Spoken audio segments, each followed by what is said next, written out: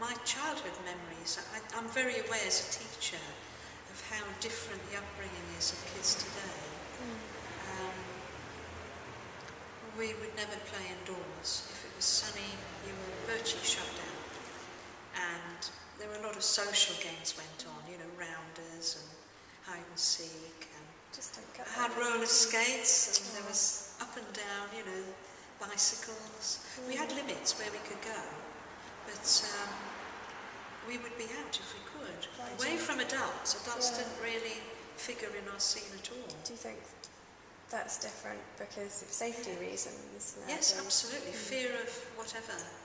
More crowded, less spaces. I think when the war broke up, before I was born, they didn't complete the street. The building programme stopped. It was 3 private estates. And there was this waste ground. We all used to congregate down there. And we used to make little bonfires and have little cook-ins. We used to get potatoes. And, yeah, we used to have all sorts of games. And we even, over a period of time, we used to dig camps. We used to got a spade and dug holes and then put, I don't know where we got the things from, planks across, and put the turfs on top.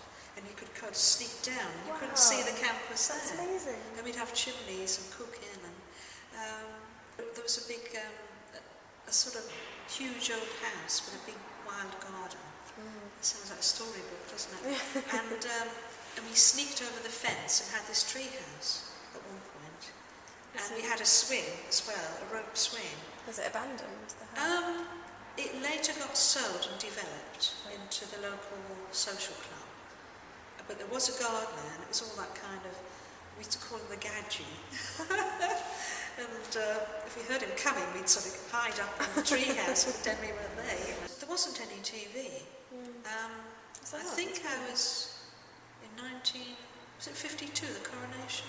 52? I always get confused, 52 or 54. I was in junior school. And we all got dressed up for this huge sort of, it was going to be a street party in a fancy dress. And we all got dressed up as different characters. I think I was a little princess, you know, the crown, honestly. We were all mad about the royalty, you know, because of the royal wedding, which is like now. There was a big sort of interest. And it poured down on the day, so we went to our actual school. And we had a big party and a parade in there, and we all got judged and got prizes. I didn't win. We all got given a mug and something. Oh, bless. All of that was made a big fuss. At Easter, everybody, because I think we were all quite a lot of kids at the same age in the area, we all used to swap Easter eggs. And so, being a large family, we did ordinary paste eggs, boiled eggs, and we used to tie different little bits of material, coloured cloth and onion skins and things around the eggs, and boil them, and all the colours used to come out rainbow on the eggs. And then we'd boil some, and the local cinema, they did a sort of competition, and we used to boil these actual hard-boiled eggs, not empty shells, and we used to decorate them, like little faces, little hats on them, and decorate them. We used to be shoved out to Sunday school every week, every Sunday afternoon, which we weren't very keen on, but we all got dressed up in our best.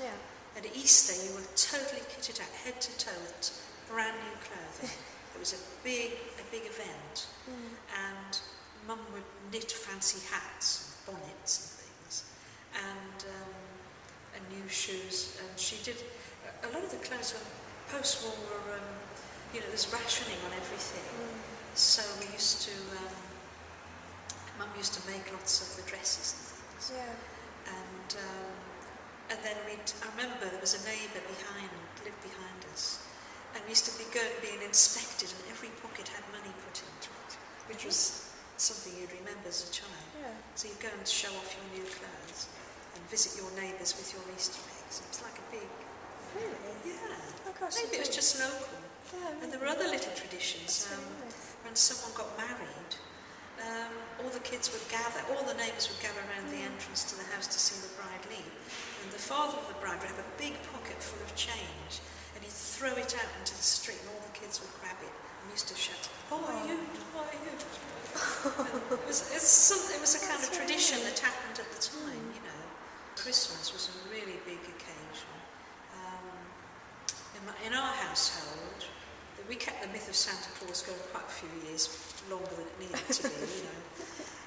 For the youngest, there's a younger daughter, and about 5:30, we used to get up really early and creep down the stairs to see what presents had been left, you know. And in our lounge, all the presents that had been given had been unwrapped. Everybody would have a chair, one chair where their goodies were. Okay.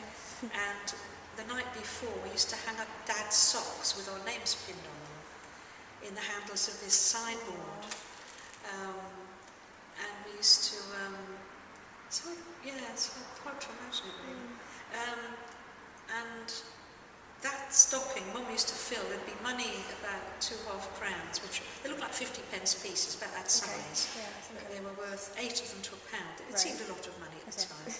And we used to, then there'd be chocolate, and then there'd be all sorts of fruit. She knew that we'd scoff the fruit for breakfast, you see. At the time, everything was rationed, and it was a large family, so you very rarely got big new things. Yeah, and really my birthday was the end of November, so I was taken to someone's house to look at this little 2-wheeler bike. Okay. And I thought it was rather nice, but of course then nothing else was said, and it appeared at Christmas. Well, by then I had just turned 5. We did knitting and sewing and crocheting. We were always making things all the time. And I think I was about 7. My mum took me down to the local wool shop to pick some colours, you know. And even my older brother could knit, which was amazing because he, as a child, he'd had some health issues, and Mum taught him how to knit. And everybody knitted, everybody made things. So you're a really creative family then. Yeah. The women's magazines were very popular in the early 60s, and they were all full of knitting patterns. Everybody had them. And so, we used to dive on who got the magazine first and read the stories. Do you think? And I used to go up into Newcastle, which was a lovely shopping centre. Yeah. It's a really beauty. It had a Phoenix store and the first C&A's when it came out. I remember I was a student. And we used to, we'd go up and try the clothes on, even though we couldn't afford them. And then try and make them sometimes, yes. Yeah. Go and look at the patterns. There were lots of beautiful designs. Yeah. I guess women back then really knew how to sew. Well, I think this is the thing that I look at the role of women and how it's changed. I think that's the biggest difference. Women didn't work unless they had to. Yeah. Or they hadn't married, perhaps. There was a family down the road that it was all brothers and sisters who'd never married. Okay. And they all worked. Right. But that was unusual.